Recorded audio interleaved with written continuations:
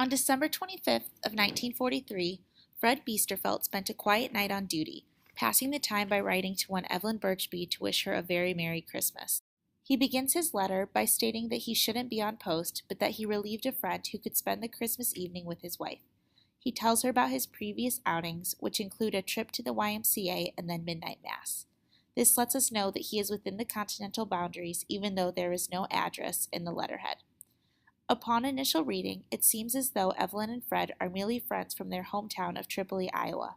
Fred doesn't really flirt, and he speaks of mutual friends like Everett Shoes with ease. However, he ends the letter with slight romance by saying, "Well, Evelyn, I hope you had a Merry Christmas, and I hope that next year I will at least be closer to you, if not with you."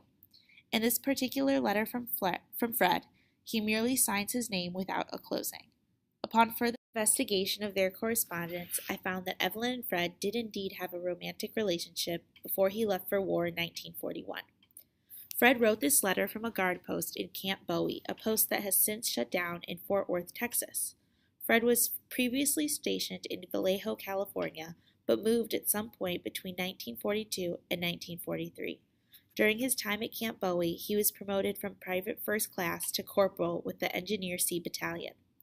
Perhaps Fred was hopeful that he would be home within the next year because the Allies were finally gaining an upper hand in the Pacific theater.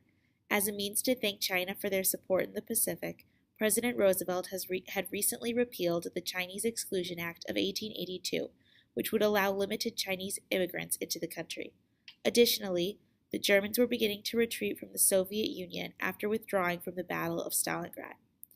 Fred's timeline was not off by much, as World War II officially came to a close in May of 1945.